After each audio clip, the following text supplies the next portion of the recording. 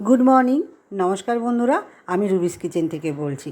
আবারও আরেকটি নতুন ভিডিও নিয়ে চলে এসেছি, তাও আবার সকালের জলখাবার নিয়ে।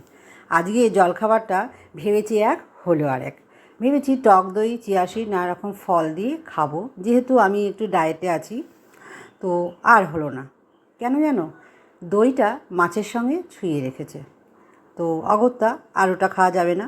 তখন ওই ফল কেটে নিলাম, আর আপেল আর নাশপাতি ভেবেছিলাম ছোটো ছোটো টুকরো টুকরো করে ফলগুলো কাটবো, দইয়ের সাথে মিশিয়ে শসা দেবো আর কলা দেবো, দিয়ে খাবো।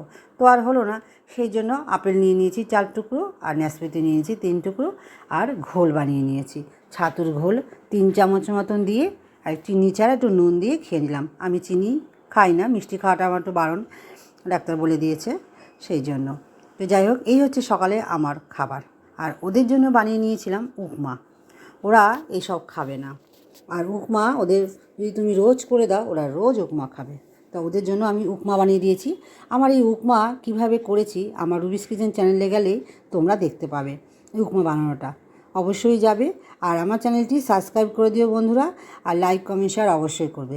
পাশে থাকা বেল আইকনটি অল করে দিও, নাহলে যে সমস্ত ভিডিও আমি ছাড়বো তোমাদের কাছে নোটিফিকেশন পৌঁছাবে না। অল করলে সমস্ত নোটিফিকেশন পৌঁছে যাবে। চলো, অনেক কথা বলে ফেললাম।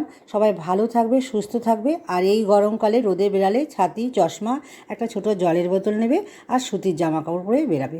প্রতিদিনই প্রায় গরমকালে এসেছে আমি এই কথাগুলো বলে থাকি। ভুল কিছু বলে থাকলে ক্ষমা করে দিও, এবং সবাই ভালো থাকো। চলো, টাটা।